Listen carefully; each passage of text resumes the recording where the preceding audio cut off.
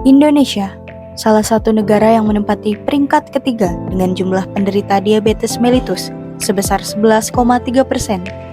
Indonesia meraih peringkat 7 dari 10 jumlah penderita terbanyak dengan jumlah 10,7 juta orang.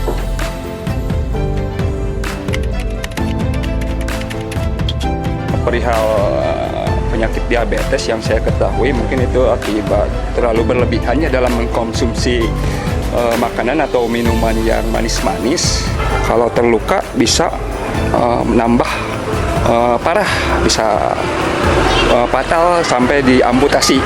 Yang saya ketahui tentang penyakit diabetes mellitus atau DM ya, mungkin disebabkan karena pola makan yang salah, mungkin terlalu banyak makan yang manis-manis, berlebihan kalori dari nasi. Oke, saya juga pernah ya lihat ciri-ciri orang yang terkena diabetes. Karena diabetes itu kan ada dua, ada yang kering sama yang basah.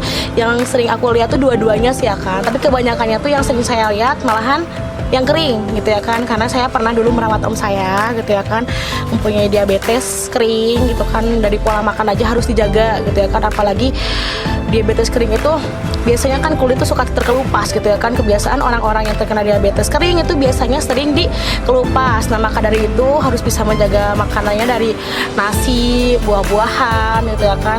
Dan ciri-cirinya juga beda-beda. Tapi yang aku tahu tentang diabetes kering itu biasanya ciri-cirinya tuh ke mata burem gitu ya kan, kaki bengkak gitu ya kan, tangan juga susah digerakin, kayaknya kayak ciri-ciri orang yang kayak mau lumpuh aja begitu.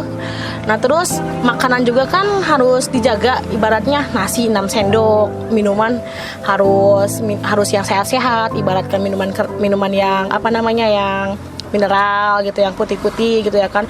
Itu juga kalau misalkan kitanya harus benar-benar bisa menjaga kesehatan diri kita sendiri.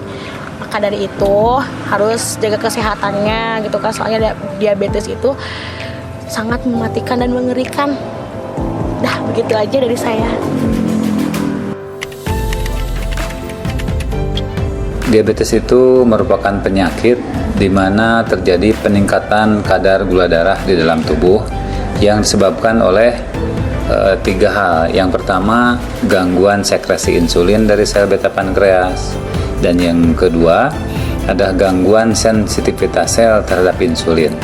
Jadi walaupun dia punya banyak sekresi insulin, banyak bahkan sampai hiperinsulinemia, tetapi karena reseptornya rusak maka jadilah peningkatan gula darah. Dan yang ketiga adalah dua-duanya sudah terganggu sekresinya, juga gangguan sensitivitas sel terhadap insulin. Bagaimana tanda-tandanya? Jelas secara tanda-tanda atau gejala ada 2, subjektif dan objektif. Subjektifnya misalnya sering lemah, lesu ya, karena gula tidak ada di dalam sel, tetap ada di pembuluh darah. Yang berikutnya adalah sering kencing, terutama di malam hari. Lalu berat badan menurun tanpa ada alasan yang jelas, dan sering merasa haus terus.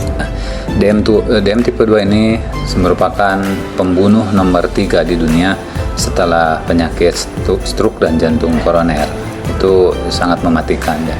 Menurut hasil kesepakatan konsensus nasional tentang diabetes ada 4 pilar.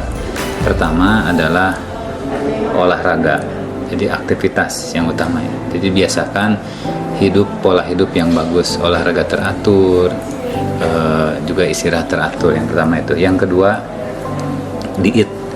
Jadi diet sesuai dengan kesehatan ya. Jadi karbohidrat dikurangi, kalau protein selama tidak ada pantangan itu terus ditingkatkan. Diet, olahraga. Nah, selanjutnya adalah menggunakan obat-obat yang sesuai dengan program terapi. Nah, yang paling penting yang terakhir adalah kontrol gula darah. Bagaimana kita bisa tahu, bagaimana tenaga kesehatan, dokter, perawat, atau tenaga kesehatan lainnya kalau enggak mau memeriksakan diri, bisa kontrol gula darah mandiri atau dibantu oleh tenaga kesehatan lainnya. Gaya hidup pilihanmu, penangkal diabetesmu.